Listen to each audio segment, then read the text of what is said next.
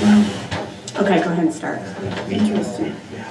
I would like to call the meeting to order. This evening, we're going to have a work session on budget science and strategic plan discussions.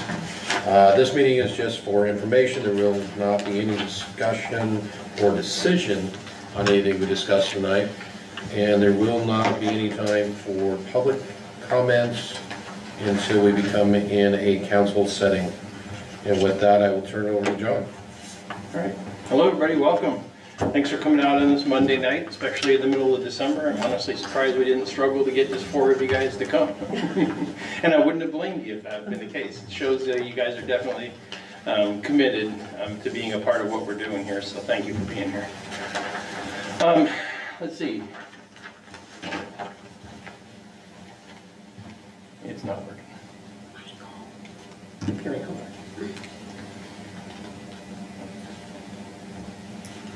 Can I try? Okay, there we go. This is our agenda of topics that we're planning on covering this evening. I do have this on, obviously on digits, so that if you guys want me to send it out to you after this is over, I'd be happy to send that to you. Not expecting you to memorize the agenda and keep up with it, but bottom line is we're going to try and cover quite a bit of information in the 90 minutes, hopefully less, this evening. Our desire is to get time back to you as fast as possible. Unless you guys have anything that you want to ask about the proposed agenda, I'll continue. All right.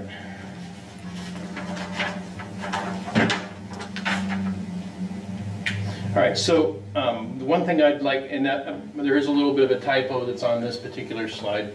I'm not looking for us to be able to agree on this way forward.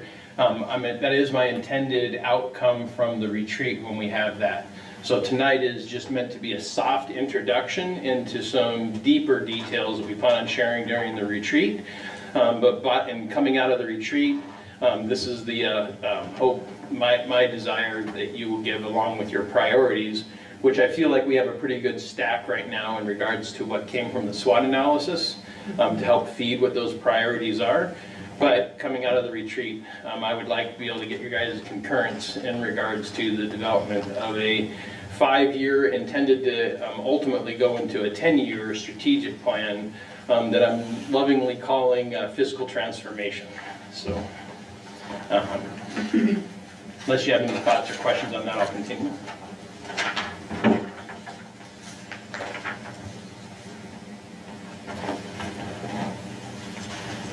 It's not working again.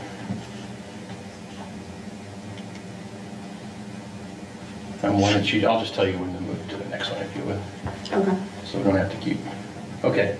So ultimately, as we're, and I won't read this to you word for word. What we did as the staff is we worked together to make sure that based off of what we understood and gleaned from conversations with you, and as well as from how we were seeing things, what we knew and understood to be the problem that we're trying to solve. And so this is a summary of ultimately the problem. What it comes right down to it is a really short version is we realized that what's been done has been done great. That got us to where we are. And has absolutely set a great foundation, I would argue a great foundation to launch from in order to go where we need to go. And so as we continue to build what we're going to build out for what we're going to recommend as the strategic plan, we're going to draw upon all of what it has been done to make what we're going to do possible. But this is the problem that needs to be solved, which is, well, we'll get into that a little bit further when we get into the budget science. Unless you have any thoughts or questions and you're done reading the problem statement. No, I finished. Oh. She's finished. You're good? Okay. Okay, and the desired end state. Really short version of that is going to be for us to have fiscal stability, the ability to balance budgets, and to be able to make sure that we have the things that we need in order to provide not just what we're providing now for service, but even better and more at the end of 5 years and going out into what we would be looking at 10 years. So bottom line is, that's the bottom line of what we're looking for the desired end state. That just states it better than I do. Unless you have any questions on that, I'll continue forward. Ultimately, this is a list of what all the different things are that we have been evaluating, are evaluating, and will evaluate up through to when we actually come to you with the proposed strategic plan. All of that is what is going to feed our intelligent approach to what will be within the strategic plan.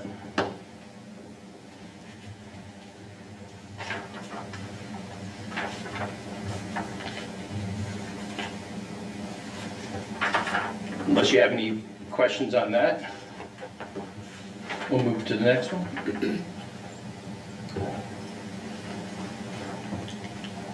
All right, so we're going to go into what we've been referring to as budget science. By no means, as we go into this stage of the conversation, do I want anybody to feel like we're talking down to you, or that we're saying anything or making any assumptions that people don't know or understand this based off of the experiences that you've had so far. What I do know is that if we don't all have a shared understanding of perspective, and there's dialogue allowed here, like as I'm offering, what I'm offering is thought process and logic. It's what I'm understanding today from what I have gleaned from all of our conversations, including with the staff. If there's a nuance that you feel like needs to be talked about here, let's make sure that we talk about it. Because what's important is for us to all come out of this with a genuine shared understanding. I think we've captured it in what we're going to show you here today. But by all means, you guys have been doing this just a little bit longer than me here with LeGrand, so there might be some things. I'm counting on Heather to keep me straight as well.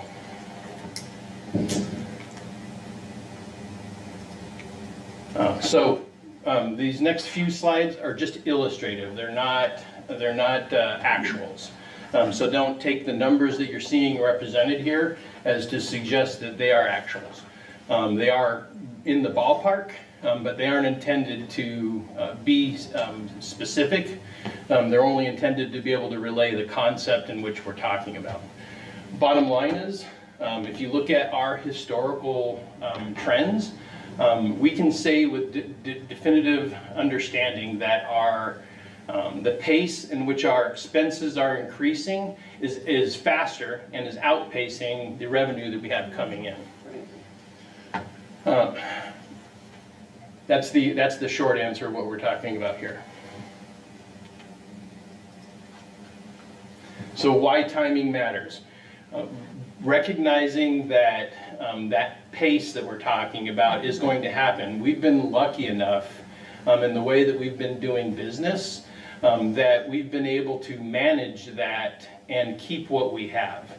There's an argument in there that the quality of what we're providing could be better, but not because of lack of effort about what we have for staff or what they're doing or what they're providing. More specifically, and I'll use streets for example. I think everybody would agree we need to do more in regards to the repair of streets. That being said, the resource limitations has prevented us from being able to be more aggressive.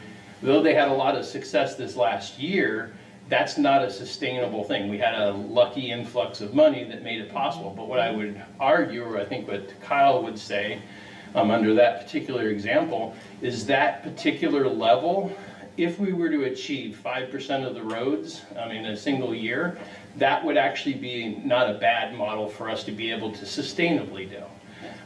But we don't have the funds as it is right now to be able to maintain that, subject to us being able to find additional monies to do the same thing that happened this last year. Go ahead. I've been thinking about that. I mean, I know we're going to go into the retreat and figure out the budget, but when we're doing the budget and so forth, can we maybe, because that's one of the biggest complaints the community has, and we represent the community.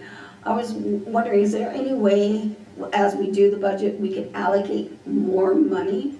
And I know we're going to be doing a lot of I love the question you're asking. No, okay. Yeah. So you are getting a little bit ahead of us. Okay, sorry. And what I've planned our approach here to be very deliberate and slow. I'll be honest with you in saying I would argue, I don't know if the team would agree or not, but I would argue we're much more further along in the development of that strategic plan than what I want to reveal right now.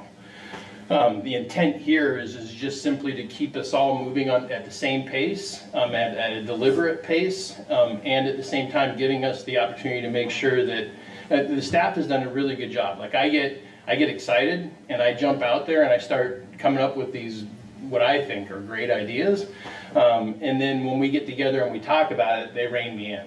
And so the bottom line is we've been able to, as a result of that exchange and dialogue, come up and I think be pretty advanced in our thought process in regards to what we plan on presenting to you.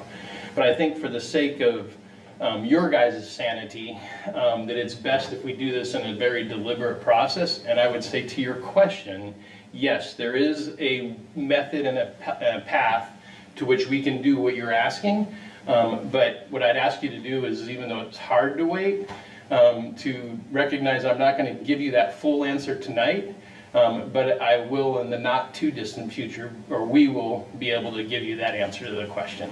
But it's going to require us, I will say this, it's going to require us to be willing to look at all of our resources in order to make it happen. And we have a plan in order to be able to show you not just simply, like we're not looking at this as a carte blanche opportunity to write checks. We're looking at it as an opportunity to prove value in a strategic way and to be able to scale back rapidly if we find ourselves in a place and time where what we think we're going to be able to do is looking like it's not going to happen. But I'm going to explain a little bit more of that as we move forward. Also going into the, again, illustrative, not actual. What we've been able to do over the history, the last several years, is we've been able to, let me make sure I'm saying this right. Because of Oregon law being the way it is, we have to forecast a very specific way in regards to what our revenue is going to be and in regards to what our expenses are going to be. And as a result of that, that leaves us at a place in time in order for us to balance the books, then it's impossible to do it when we do it the way Oregon law requires us to do it. And I'm not saying it's a bad thing. What I'm just saying is it does create an inherent pressure for us to be able to create the kind of balance that's being sought after in order to do. And the truth is, Oregon law requires us to do it that way. However, there are exceptions in there that allow us to do it the way we've been doing it, which is, we know, so let me rephrase that. In order to do it the way Oregon law requires us, we have to forecast the expenses and the revenue, and then and what we've chosen to do is, if we have to dip into, I'm going to use the word savings, if we have to dip into savings in order to cover our costs, then we will do that. But historically what has happened is we've never actually fully realized our expenses, and that has been primarily because we've not filled all of our positions. And so as a result of that, we end up with more money left over and more money able to put back into savings, as opposed to ever actually having to dip into savings in order to cover our costs. So as a result of that, we have been able to build a very substantial savings. We have over $11 million in savings, which is great, except we have a workforce that, if they were very consciously aware of that reality, might feel like we're doing it on their backs.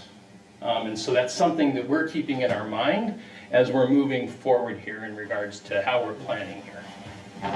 Are you under forecasting or are you over forecasting? We're neither. Well, it depends on how you look at it. So you could argue that we're over forecasting, but we're not doing it because we're choosing to. We're doing it because that's the way Oregon law requires us to. Anticipation, We're very Yes. conservative with revenues, so we Yeah. kind of underestimate that we're gonna bring, Right. and then we kind of overestimate our expenditures. Right. Right. That makes But because we never end up having to spend as much as we Right. as we believe we would, the truth is if we did what we want to do, we would in fact have to dip into savings in order to cover it. Right. And it's not for lack of effort by the team's part in order to actually spend what we budgeted or forecasted to spend. Right. It's just the realities of the various different problems that we have within the city in order to be able to realize those full expenses. But because of those different dynamics, that's why I'm saying that we've been fortunate to have the platform that we have now, because they've done such a great job that it put us in the position to build that savings up, which we are strategizing right now how to use that to create the permanent economic sustainment that we need in order to not do business that way and have that equation being a part of the solution. That would be considered a contingency fund, would it? Or is it a true? There's different nuances, and I've had to pay or Heather's paid the price on this. Go ahead. Contingency is money we kind of set aside for emergency So purposes. for purpose, okay, that's not that what you're just talking about, that's No. two different, He's okay. talking basically cash in our bank, Right, That's right. cash on hand. We do Right. have 11, just a little over 11 million Yeah. in the bank as of the end of this last fiscal year. Right. So beginning of the current fiscal year, right? Right. They aren't final numbers because we're still Correct, finishing I up on understand it, that, but yeah. they're about that. Contingency is money we set aside each year.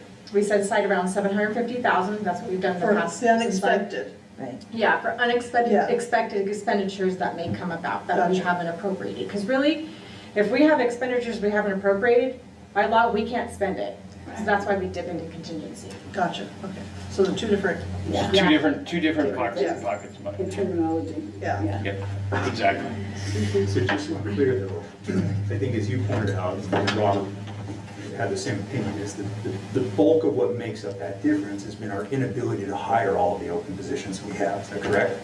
So this is not so much our good planning, it's our inability to actually bring in a workforce that we can hire. And I think that's a very important differentiation. We do a good job of budgeting within each individual department, but when that money is coming because we weren't able to fill a position, I don't know that we get a hurrah on the back for that. I mean, we budgeted for it, we just didn't hire the person. So, yes, but I'm gonna use the police department for the example and what you're talking about. Gary, speak to how much effort you guys have put into in an attempt to try and fill your positions. Yeah, I would just say that it's been an ever exponential amount of effort and trying different things. We now have a recruitment team that's made up of 2 police officers. So, 20 years ago, we put an ad in the newspaper and we had 150 applications for one single police officer opening. And today, I mean, we are doing advertising with AdDad, we're doing advertising, regionally with, Elkhorn, with everybody that we can think of. We go to hiring fairs, around the Northwest. And here's the thing is that the LeGrand Police Department is having the same exact struggles that every other law enforcement agency is having. A lot of people just don't want to be police officers today. And so we're just spending an inordinate amount of time and effort and energy in order to get the office, and we're getting good officers, but it's just really challenging. And and I don't see a short-term change to that. Yeah, the LeGrand Police Department has been trying to get to full staff since 2016. So this isn't a new problem that I think you guys know this, that we're bringing to your attention. Part of our strategic plan effort is looking at a whole lot of different things in regards to how we're going to solve that problem. And some of them are going to be uncomfortable potential solutions. But it's too early to talk about it overtly in public right now, and it hasn't been vetted enough, and anything that could be said right now would just end up potentially freaking people out without us being able to have it actually fully vetted and then actionable. What I can tell you is whatever we come back with will be fully vetted, we'll be able to show our homework and why we're recommending the direction that we want to go. What I can tell you is from the police department example, right now from our comparables, we're actually at the 85 percentile Out of all of the other professions that we compare ourselves to, everybody else, we're for the most part in the 50% range. With the police department, we're at the 85 percentile. I do think part of the answer to the question for what we need to do may entail looking at that percentage as being better. But I don't think that's going to be the end-all answer, because the dynamics that he's referring to that everybody else is dealing with, even the highest paid police departments are having those problems. So the solution isn't as simple as we'd like it to be, but I do feel very confident that we can come up with a solution that's going to help us to solve the problem and improve it. But again, it's going to have some hard decisions to make. Bottom line is I think you guys get what's been happening here. Money's been coming in. We haven't spent everything that we needed, that we had forecasted to spend, and therefore we've been able to continue to put money into that cash on hand arena within the budget. Unless you have any thoughts or questions on that. I think maybe the batteries are just going dead on this thing.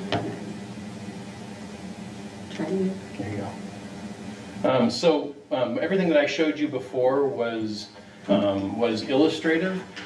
We actually have with us a workbook that Heather has worked really hard on that can actually go and show and break down the same thing that we just talked about, but in actuals from last year, if you would like to go into that now.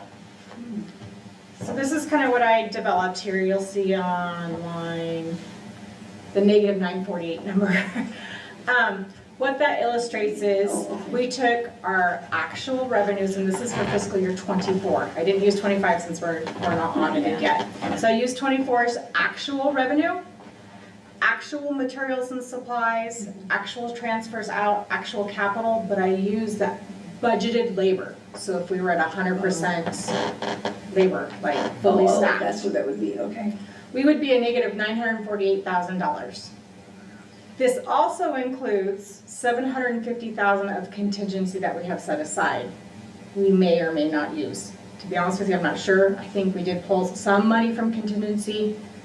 Since I've been finance director, I think it's maybe been $15,000, $20,000 max. So if you don't include that $750,000, of course it brings it down to just about $200,000. This also includes the transfers out. So based on the resolution we have, we put 50% of it into general reserve for future capital expenditures and 25% into streets.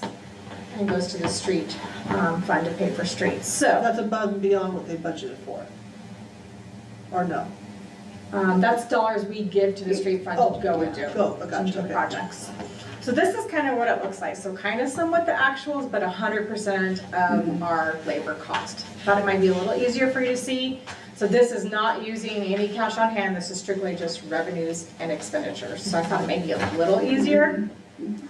The second column over is actually the budgeted numbers. So there is a big difference, obviously. I don't know, any questions? I thought maybe a little easier to see, to understand. But what was the labor cost exactly though? Since this is what was budgeted, but what did we actually spend? I'd have to add it up in the general fund, but we spend about 95% of our labor costs. Okay. So, Is it because of those are the people that we cannot hire because, okay, correct, yeah. Labor's labor's. still roughly 80%, I think, of the city's budget. Yes, that is correct. Right. Yeah, again, I think it's a little bizarre to talk about a budget in terms of, hey, we want to hire all these people, but you know, let's congratulate ourselves because we didn't, and so we came in under budget, right? Like that's a little weird to think of it that way. And I posed the same question to your predecessor: do we really intend to spend this money? And if the answer is yes, then we need to behave as if that money may be 100% spent, meaning we fill all these positions. And my issue with that is that unless we address this, right, those positions are not one-time expenditures. It's not like a street we needed to pave. It's not like a project we needed to be completed. When we hire, we generally hire long-term. And that money doesn't just stay stagnant, it goes up. And so as we talk about these lines of revenues and expenditures, it changes the trajectory of that expenditure line as well, long-term. 100%. And so, again, I think it's a little strange to say, oh, yeah, but look what we've done, we've managed to grow this. We've grown it because we haven't hired the positions that we intended to hire. It's not that they And didn't again, want it's to not for- hire, it's that they if- can't hire. No, them. well, I'm saying it's not for a lack of effort on our part. Yeah, if you're taking it like I'm saying, congratulations to us for how well we Right. saved, that's not what I'm meaning. What I'm trying to do is just simply say the fact of what happened. Right. And as I recall, yeah, it was on the order of about $3 million a year that we were budgeting, that we would be dipping into the general fund, cash In the worst case balance. scenario, yes. Right. Which gives us, in a worst case scenario, if we hired all the positions that we had over the last 3 years, we would not have that 11 million. Correct. We 100% agree with that. Yeah. And so, again, I mean, I'm interested to see what the proposition is, but I've been arguing for the last several years now, I think the council as a whole has, that if we don't change this plan, in the event that we're fortunate, we hope to be fortunate, and hire these positions that we need to be filled, we're kind of in trouble. 100% agree. What I want to make sure we are understanding right now, go ahead. I have a question on this for Heather. Oh, I'm sorry. So looking at your situation as you explained it in this scenario, if in the year 2024, we hired everybody, so we're at 100%, at the end of the year, we wouldn't have made the same transfers to street or capital outlay, and if we didn't touch our contingency, wouldn't we have ended up with positive money at the end of the year, even though we had 100% staffing? Now, when you said the transfers out, say that again? So like, on this one, since we had an unexpected increase in general fund balance, we made transfers out, which I think the streets, 25% was somewhere around $300,000 or $400,000. If we held back that, and we hired in 100%, and we didn't spend contingency, we're in the positive. That is correct. We're keeping $300,000 in the general fund, even making the transfers to capital improvements in the general fund. So this scenario shows 100% hired. The Correct. scenario that David's talking about. It doesn't change the trajectory in the future, but the scenario that Heather did assumed 100%, everybody was hired for 2024. And that's the one key distinction I see from our previous analysis where we said, hey, look, we saved money if we didn't hire. This one's assuming we hired, and we're still in a position where we could save money depending on the decisions we made with our budget. So maybe I misunderstood what you're presenting to us. Oh, Heather. sorry. You're saying you ran this as if we hired every position and spent every labor dollar. So the savings here then came from other money, departmental money that was budgeted elsewhere that wasn't spent? Correct. So as you can, so labor, some line, L, 11. L. can I use this as a Yeah, pointer? absolutely. Oh, there's no pointer.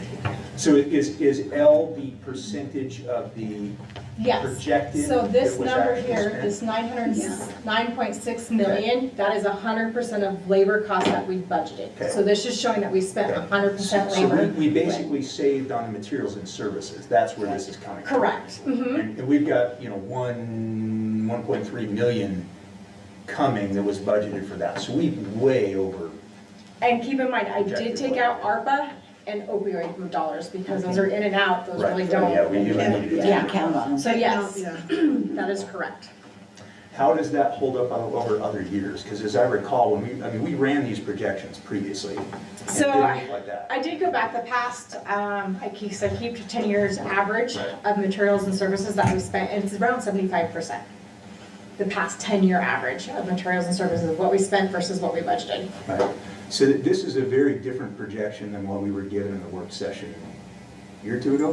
You all remember? This is Yeah. very different. This It is is very different. different than what we were Yeah. projecting. This And- looks- And yet we were User-friendly. presumably looking at This the is same easier to numbers. So what's, understand. did So, we just way underspend we gave for you 2024 or? Very worst case scenario, I think that I work remember that. session. Yeah.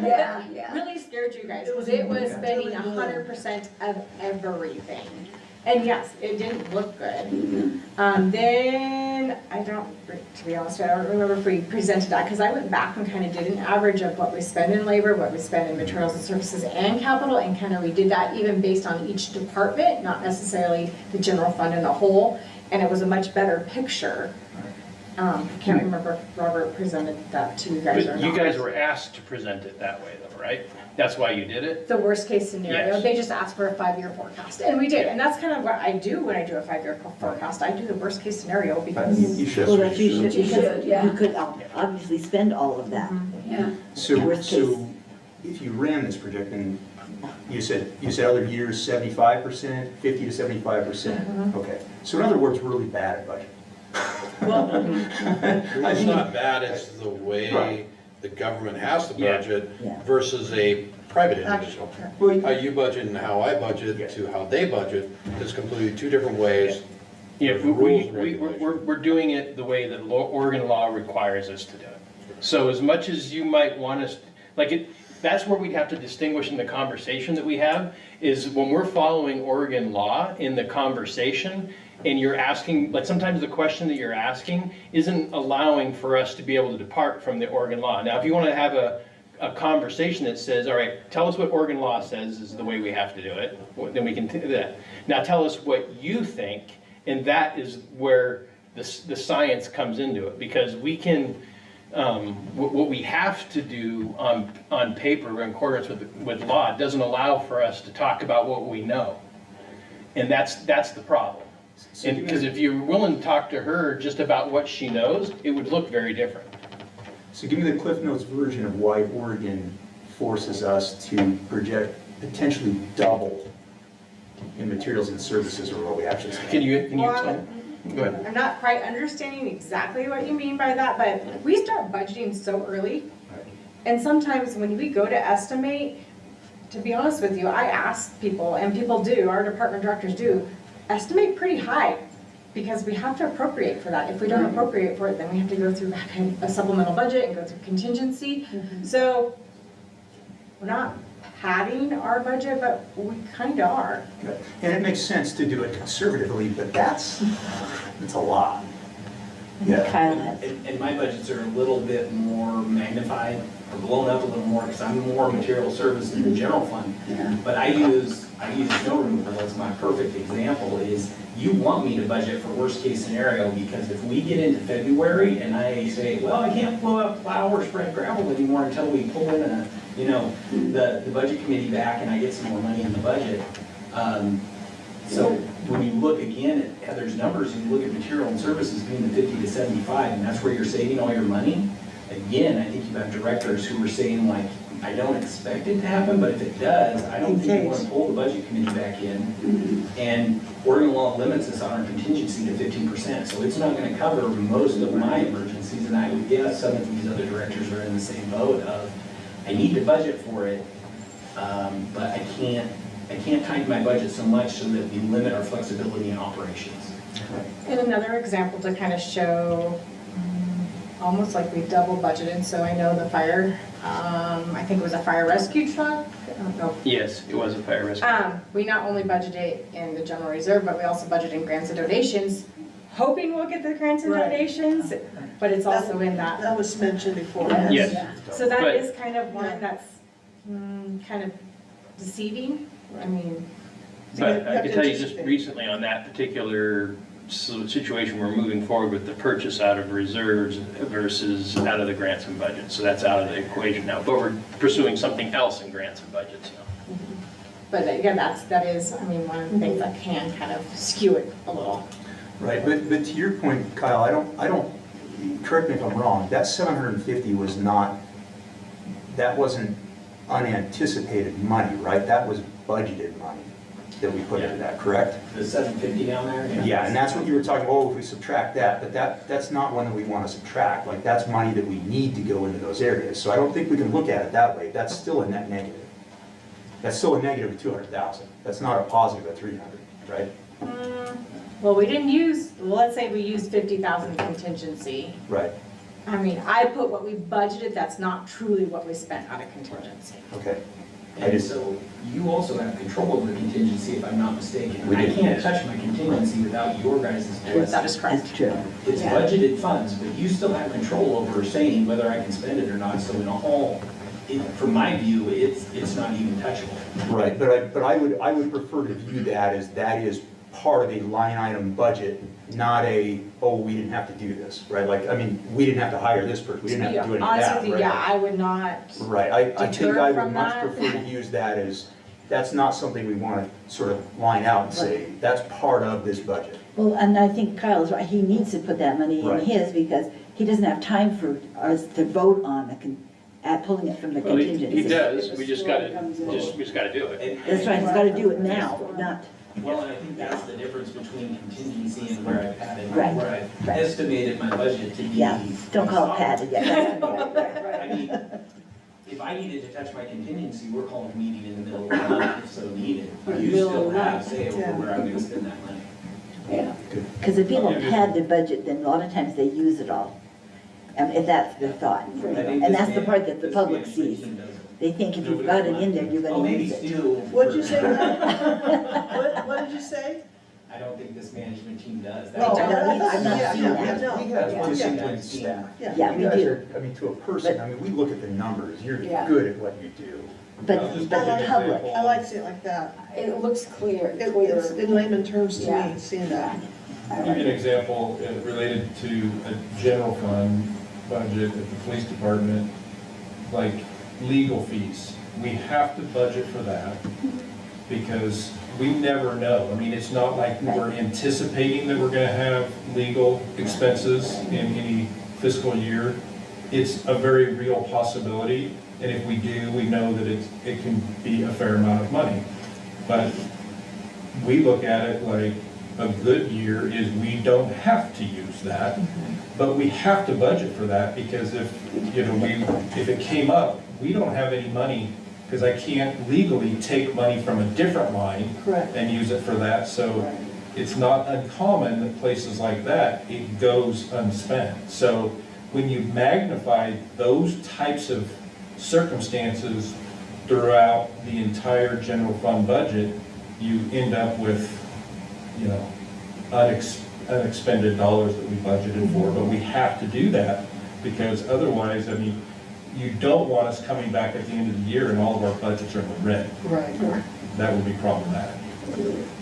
Fuel is another one. You guys know how volatile some of that is, so we're constantly guessing because we don't know what the political environment is. And a good year, we get it pretty close, but we always want to make sure that we're on the black side of that rather than the red side. It does seem though, if year after year after year, if we're, this percentage off, right? I mean, at some point, you kind of want to dial that in and say, we're pretty good after 5 or 10 years at knowing what we're actually going to do. I mean, yes, you want to pad, but the point at which we're looking at two different sets of numbers, and one says we're going to get 30% of our piggy bank this year, and another says, oh, hey, we're going to get a bonus, we're going to pad our piggy bank by $1 million. That's hard to approach a council with, right? Yeah, and I can tell you that I'm glad we're having this conversation, because the conversation that we're having behind the scenes is going to bring to a radical change in the way, and I don't want anybody to think I'm sitting here convicting anything that's happened before me. What we recognize is change needs to occur, and we're at the place where we have the ability to make that change occur. But I also am very confident that based on, especially on some of the examples that we've discussed here tonight, Heather's already shared with me some ideas of where we can be more conservative in regards to our numbers and take a little bit of risk to help us bring down the numbers. But in order to build ourselves a framework that's going to give us the ability to permanently stay out of that situation and not be as scared of it, is going to take some effort on our part to put something into place. And it's going to cost some money in order to be able to do that. And the ideas that we're going to bring aren't going to be things you're used to seeing. They're going to be different. Some of them are going to be radically different. But it's also going to be a 3 to 5 year plan. And I'm going to get to this next. Can you go back to the slide? I'm sorry, do you guys have any more questions on this? What is column M? That's in Is that 2025 budgeted. So the current, or the fiscal year we just finished, that's just the budgeted numbers, there's no And actual. also assuming 100% Correct. labor expenditure. Yeah, 100% everywhere, that's just budgeted numbers. All right, can you take us back to the?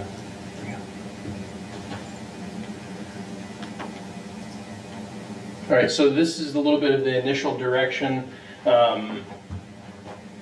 This slide summarizes the kind of direction we're aiming toward: disciplined, intentional, and aligned with readiness rather than short-term fixes.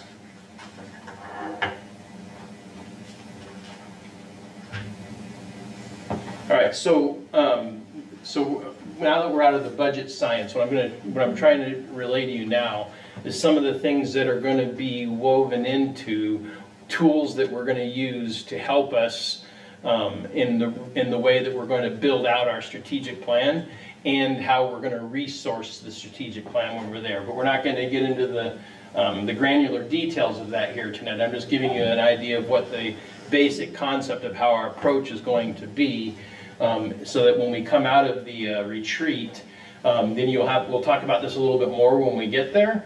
But when we come out of the retreat, again, the intent is for us to be able to have an agreement that this is the right approach, and then we will apply the approach to developing fully the strategic plan, and then come back out with an approved budget in April and a plan that's going to take care of us for the next 5 to 10 years, and a plan that's scalable. Oh, I'm sorry, so PACE. I'm actually going to probably end up making a small change to this, but the bottom line is PACE is primary, alternate, contingency, and emergency. And within each of those stages are triggers that would take you from one to the next, meaning our desire in building the strategic plan out is that we never ever have to go beyond the primary plan. So when we come out of this with the plan, what you approve as being the primary plan that we're going to recommend to you, the goal would be for us to never ever have to go beyond that portion of the plan. But behind that is some triggers that if the primary isn't working is going to give us the ability to go to the alternate plan. And then behind that triggers that would take us to the contingency, and then all the way down to what would be the emergency. And we're going to build into it an emergency plan. Ultimately, the intent for that strategic plan is going to be for at 5 years, no matter what, we are fully and entirely accomplishing what it is that you're asking us to accomplish. But I can also tell you that the intent is for us to do it much sooner than that. This is just giving you a timeline to say that by no later than date, this is what would be accomplished. But again, the plan will detail with specificity all the way throughout it, what, how, and when we're going to do what, and even our own projections of where we think we will land soon. I actually feel like we can get it accomplished within 3 years. And that's with some build out that we're going to do. So there'll be some increased costs up front, but those increased costs will start trending in a direction that will show us some additional revenue, which will also show us that we're moving in a direction that's going to make it so that we can do what we provide the same service at a minimum, if not better service. And the next tool I'm going to show you that we're developing. We'll talk about that a little bit more. So you guys remember in my very, very final interview that I came to you guys and talked to you, there was we had a discussion of where I was talking about,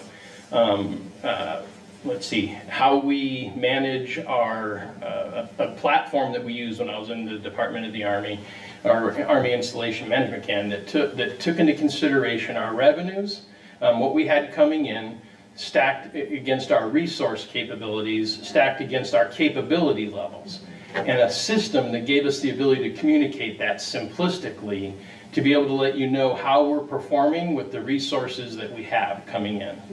So the intent is for us, we're actually in the process of building out that platform right now. We secured a ClearPoint strategy, and I'm working with them to build it out as we speak.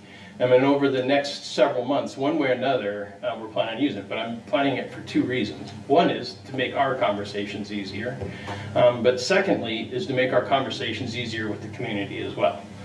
So the desire and intent behind it is to ensure that we are communicating effectively across all of our stakeholders about what our resources are, what our capabilities are, and our performance level. So if we go back to the streets and using that as an example within this mechanism, we would be able to have a defined what, where it's gonna be color coded, so we'll have a black, red, amber, green. When we talk about streets, we're gonna say we'll decide, the council will decide, 5% per year is the standard, that's the green standard. And then we'll talk about what the resources are required in order to be able to achieve the green standard. So then that will then give us the ability to talk about what the quality level of our output is. So if we want to do that every year, we're striving for the green. You know we need X amount of dollars in order to get to green. To get to 5% would take how much money? 5% per year would take what, 2 million? I'd say, What's that? just off the cuff guess, I'd say more. More? Okay, so 2 to 3 million? I think the last time I looked, our road inventory was around 100 million, so if you're looking at 5%, 4 to 5 million. Okay, so if we want to get 5% a year, now here's the reason why I'm talking 5%. That's 20 years before we're coming back to that road again. Right now, most of our streets have gone, a significant number of our streets have gone a significantly longer amount of time than that. So the cost to fix that street is a lot more than it would be if we were on a normal maintenance plan. If we were doing everything like we were supposed to, the problem is we need to surge in order to get it so we can get on glide path. So that we can actually make it so the costs will be cheaper over time, but it's going to be more expensive. And the longer we wait to do that, the more expensive it's going to get. So there's things we have to build into our plan that's going to show you how we get to the glide path, let alone what we're going to do to just simply exist. Makes sense. Yep. And we're going to use that tool to be able to communicate that out better with all of our stakeholders. Another thing that we're getting ready to roll out too, it's going to be a slow implementation, but we just secured also a City of LeGrand app. And so we're going to be able to communicate a whole bunch more with the community through this app, assuming that they're willing to download it. But even if they're not, I'm working on a plan. We haven't agreed to anything yet, but I'm working on a plan, or we're working on a plan to increase our civic engagement significantly. So it's not just what I'm doing physically or what we're doing physically to have town halls or go out and meet with people. It's also meeting them where they are. And what I mean by that is most of them are on Facebook, TikTok, Instagram, and X. And so we're working on we're working on, I haven't actually shared all of this with the team yet, but we're working on a plan to be able to meet them there. And the purpose of all of that is to build up trust, so that especially if we ever get to the PACE plan where we're at the emergency state, what we don't want to do is that be the first time that our community's hearing about how we're doing. And so what I'm trying to build in is a plan that makes sure that everybody understands where we're at, has a full understanding of the temperature of where we're at, and then also has a full understanding of when we're trending well and when we're trending poorly. So that if we get to a place in time where it's an emergency, we're not having to react like it's an emergency. We're able to just implement the deliberate plan that we've developed. There's no shock. Exactly. That's the intent anyway. Anyway, so then between the PACE plan and this strategic platform that we're building out, that will give us this particular platform that we're talking about. At first implementation is going to be Wavetop, but by the time we're done building it out, it'll be able to get granular. So we can sit in this room, and in the platform we can show you how we're generally performing. Using Public Works as an example, we'll be able to look at the whole city, see how we're performing as a city. If we're not performing the way that we want to, then we can see what reasons we're not pretty easily performing at the level as we are as an entire entity.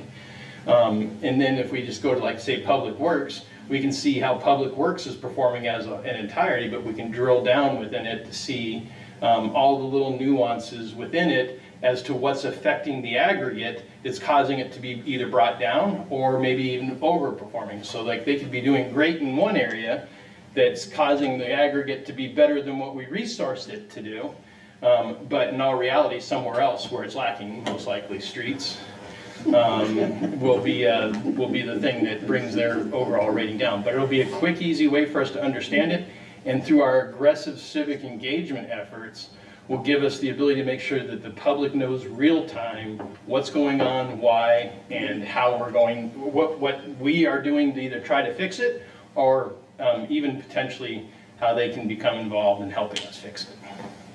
The goal here is no new taxes, though. That's important. Yeah. Better read my lips. I'm a bit of a fan of Reagan myself.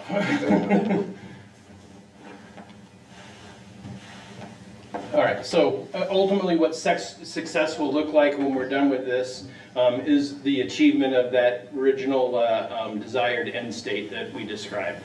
The bottom line is we're moving towards the development of a plan that you can feel confident with. There's obviously no guarantee of what the outcome will be, but our intent is to build it out in a scalable way. I'll use as an example, I'm giving you a little bit of a peek behind the curtain, but as an example, my full intention is to come and ask for us to hire a grant writer slash manager position in the next term. But we're going to hire it as a limited duration position, so that if by 2 years we're not feeling like we're getting what we thought we would get out of that, then we have the ability to easily divest of it without it being the same problem it would be if we hired them normally. But by the time we get to 5 years, or let's say 4 years, we should be able to know, hey, this is something that's going to endure. It's something that's good, and we can give the employee confidence that we're not going to get rid of them, and then be able to flip them to being a permanent and not a limited duration. But that's just an example of how this plan will be built in multiple ways to be able to give us the ability to build out what we need for us to have sustainable fiscal management, transformative fiscal management, while at the same time giving us time to get there, even with the realities that we're facing right now and what you've seen to date. I'll pause there unless you have any questions. Oh, come on, Stacy.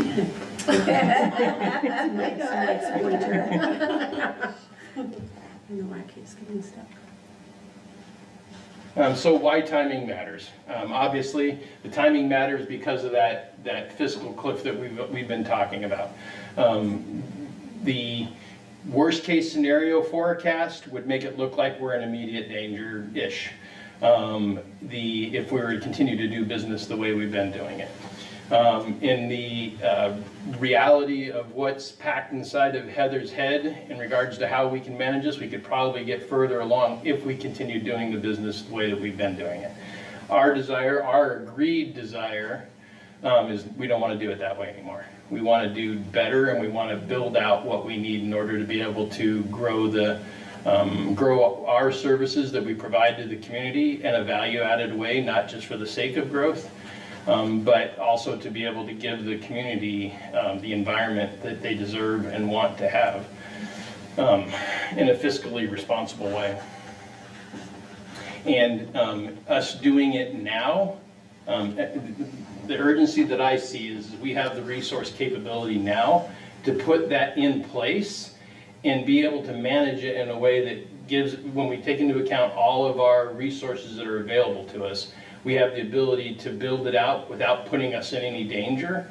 It would be a temporary surge, arguably, in cost, but you would be able to see very deliberately and very rapidly how it would start. We'd get a return on investment, and then by the time we get to that 3 to 5 year mark, I think you'd see the problem that and it may be aspirational on my part, but I'm very confident that by the time we get to 5 years, we'd be able to say that this is gone, and we'd be actually looking in the rearview mirror, seeing the problem that we've had, and that we'd say a year ago, remember when we solved that? Or 2 years ago, remember when we solved it? I think I'm being a little ambitious when I say that a little too ambitious when I say we'll have it completely solved in 3, but I think we can have it completely solved in 5. And have a bigger, better method of operation than what we've been doing so far. I'm worried about the streets problem. That's going to be really expensive, and I'm definitely worried about the police side of it. I think there's a lot that we need to do to solve it. And when we get to, I think, this isn't, I don't think we have the right slide deck in here. No.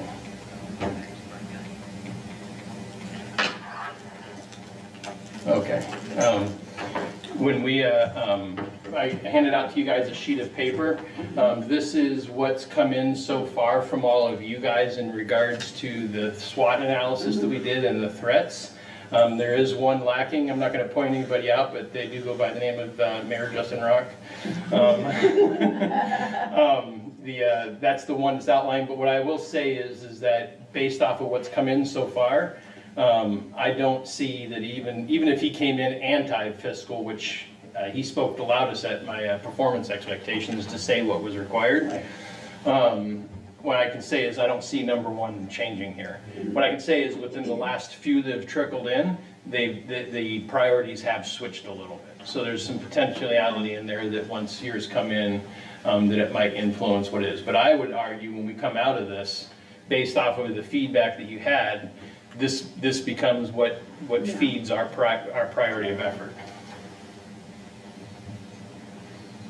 But in the retreat, we'll talk about it more because I feel like there's some more conversation we need to have in regards to this, because some of the things that I feel like we're going to want to build into the strategic plan is going to have to elevate some of the things that are a little bit lower on the list.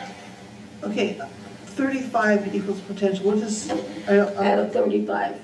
So if all of you guys had rated them, rated the impacts, gotcha. you would have had a maximum potential of 5 points Yeah. Oh, per yes, person. Yes, So then, right now, the only thing that's lacking is that additional Right. 5 points that may be coming from the mayor. now, were you surprised by any of these rankings as a percentage that they came in? No. I may have been a little bit hopeful that some stuff would have been higher on the list, but I think it's a good reflection of. It would be interesting to throw in if we actually. So the one thing we didn't do is with the people that we've talked to in the community, we didn't ask them to take our list and rank it. So it'd be interesting to see what they thought. But I feel like we could do homework on this forever. I mean, at some point in line, we have just to draw the line. What I can say is your list is a pretty good, what we did together was a pretty good reflection of what the community was bringing to the table too. Yeah. I can see a few of them that I could change. 5 points. Yeah. Senior leadership stability, I think should be up there. That'd be a 5 points. So that would bring it to 29, which put it in the top 3. Yeah. I don't read into this to necessarily think that means they're not important. It's just somewhere in there we have to. It would be interesting if we said you can only use 5 once. Then it would change. It would change the category, because then you could just go in and rate everything 5, and then everything would be a priority. But the way this listed out, so this was just the risk of severity. What you see for the score there, your other score is what determined the list. So there was two different scores that were used to build this. I just didn't show the numerics on what created the title or how the title ranked out. I just put the severity matches up well. Why wouldn't you do your number 1 is 5 points, number 2 is rated down? So you're basically giving your top 5 of your ranking. Because he asked us Each to do all of counselor, them. no, I understand So- that. But to get a more honest answer, I think each counselor gets 5 categories with, like I said, 5 for number 1, you're gonna get a more honest, I think. And we could do that if you guys want to for going into the retreat. Yeah. I think you would get more honest versus everybody using 5s. I was pretty honest in mine. I'm kind of I surprised think about you the get more cybersecurity is as high as it is. I thought with all the security that we already have in place. I Because this can just tell you based off of how you guys rated it. Yeah, I know, I'm just surprised, I thought, I'm surprised It's. What I can tell you is that's a never, so your frustrations, Ongoing. and I can tell you, speaking to the staff, coming from the federal side, where I would argue that we had it good, our frustrations mirror what is here. So here, where they were arguably far better funded on the federal side, the problem doesn't go away. So, and that's one of the things you'll see when we were talking about like stuff we're forecasting out. I think Heather would tell you there's been some significant stress in her office in regards to what we're spending right now. She's gotten pretty creative to help us get across the finish line for unexpected expenses that end up kept coming in. It wasn't for lack of effort to forecast. It's just, and it's really easy to get upset with the IT company and say, well, why didn't you do better? The problem is you don't know what you don't know until you know. And so they can only make recommendations on what to do based off of what they're able to glean. But the more you get into it, it's like you don't know you have asbestos, but the moment you open the wall, you find asbestos in the wall, and that changes the environment. And so that's probably an oversimple way to say it. But what I can say is the IT problem is going to be a never-ending problem. So you're going to see in the budget us planning for the potentiality of us having significant expenses in IT, while at the same time hoping to never ever actually have to use it. Yeah, this is a fairly standard methodology here, but you know, the same approach is used in medicine. You want to know the probability of something, and then you want to know then you want to rank it by severity, right? So something may be very, very unusual, you're not likely to encounter it, but if it's something that's life-threatening, that has to draw your attention. So here you see cybersecurity in the middle. That's a balance point. It means we don't think it's likely that we're going to get nailed on cybersecurity, but the risk is incredible if it happens to the city, right? It can cripple a city because all of our operations are online right now. Yeah, and the truth is the IT world is constantly under attack. Yeah. And the enemy's arguably better at what they're doing than we are. I'm just surprised it was higher than some of the other items that's below there. That makes sense. No, I'm with you on where you're at on it. But Yeah. You could argue we have $1 billion problem and about $30,000 to solve it. Yeah. That's why you carry insurance. Yeah. It is. Man, that's the name of the game now, cybersecurity. It's insurance. Yeah. Okay, so did I skip so this is tentative, proposed what we're planning to do in the retreat. Let me take a picture. Yeah, and I can send this out to you guys too if you want. I'll still take a picture. And I would ask you to give me a little grace on this in that we're still massaging. This is just as we're marching towards it. This is what Heather and I having some conversations and then me going off and being random and making some stuff up based off of what I thought right looked like. But bottom line is coming out of the retreat, which I think is always your intent, is to have a clear direction in what we're going to put our energy into to develop. And my hope is going to be that you're going to give us maximum maneuver room in regards to building this 5 to 10 year plan with absolute definitive points where we can show that we're being successful and how we can scale based on how successful we're being, meaning reduce if we need to.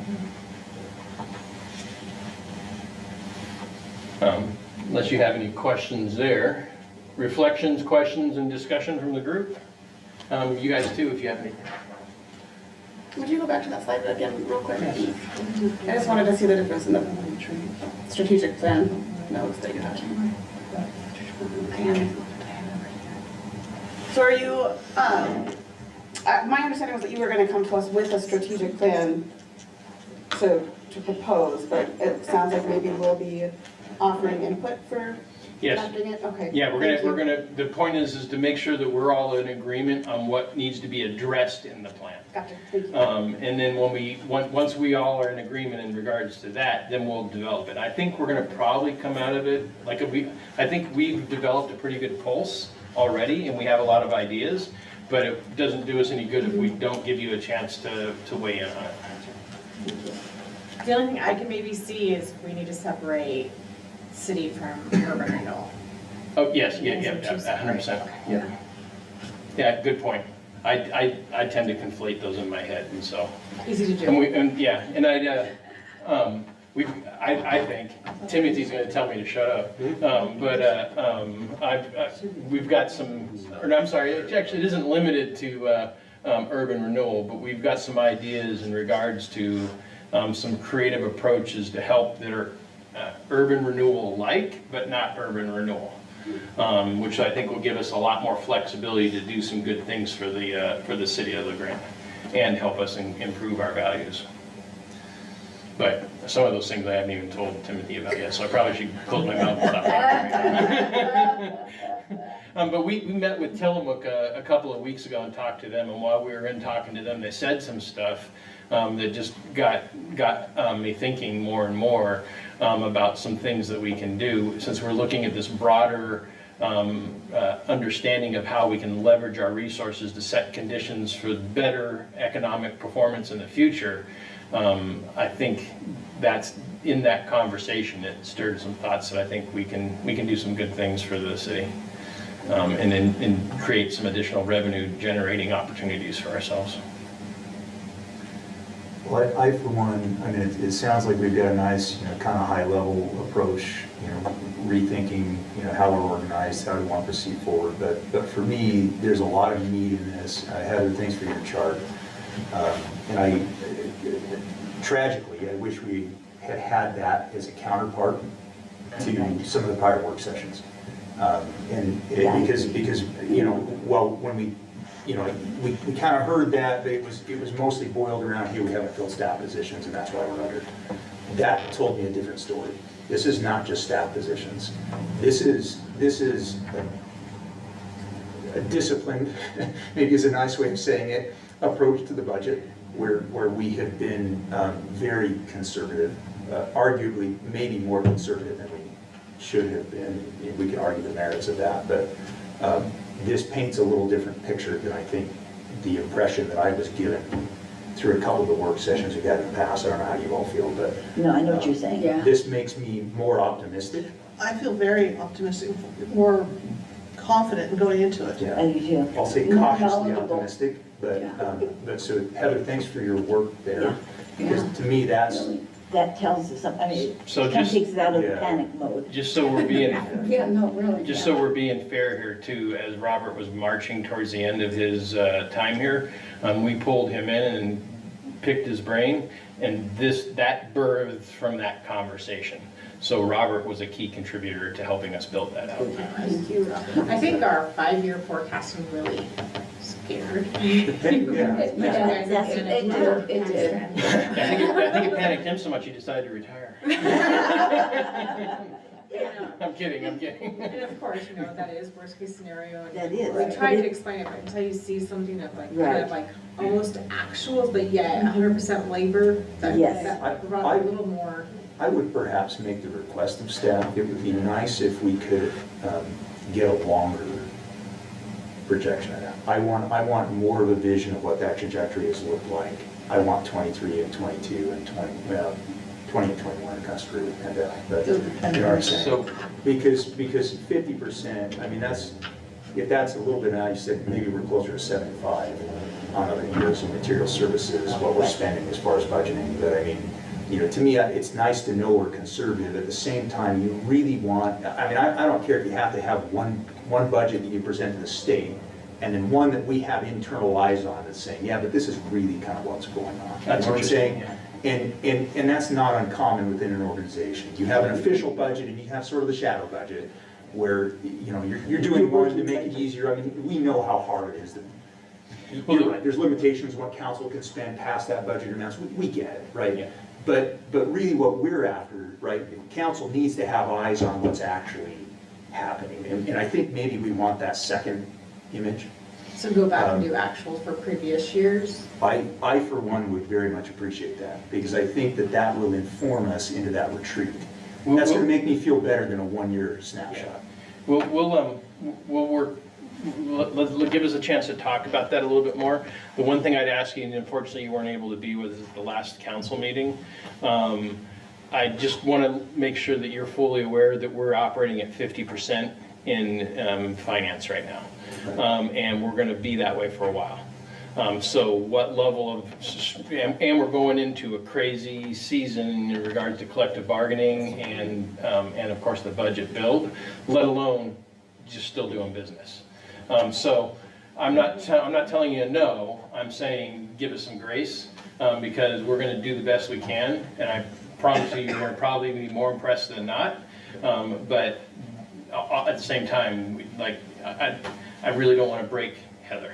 And I get it, and we all understand. I mean, Heather, I hope you know how much you're appreciated here.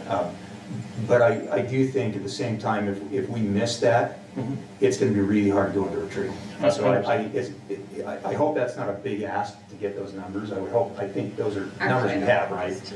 But to me, if we don't have those going into retreat, I'm gonna feel less prepared to be making some decisions on that. Understood. Okay, we need more than a 1-year projection. And how far did you want to go back? Just 2 more years past this one? Because you said COVID numbers are going to affect 2021. COVID numbers are kind of screwed. I think everybody agrees that. That I matters. think Probably like 22 and 23. 23 would be good numbers. 23, 24? Yeah, the 3 And years. of course, I'll take out, we had the COVID funds and the Yeah, you have to ARPA take out funds. ARPA. Yeah, Yeah. that has to come out, yeah. But I hope that's not too big an ask, where the retreats ended in January or something. So we got a good month. Not that I have. Yeah, I'll commit to this.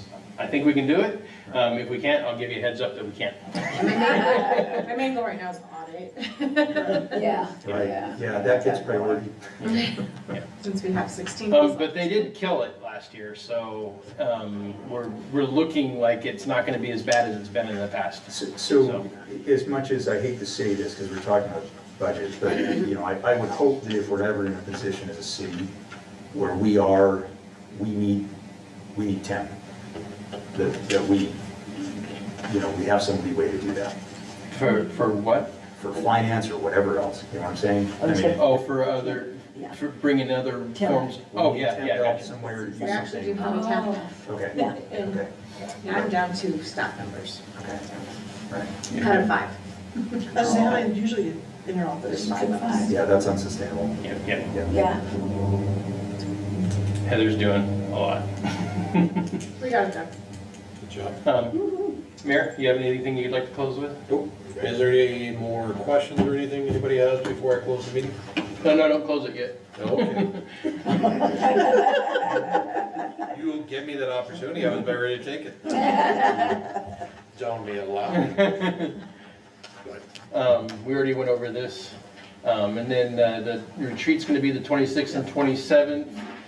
For anybody that's online and watching, if you have a desire to see the information paper that I've provided and/or the threat analysis, just email us or call us, and we'll share it out with you as well. And sir, if you'd like to close it out. With that, we are done. Close.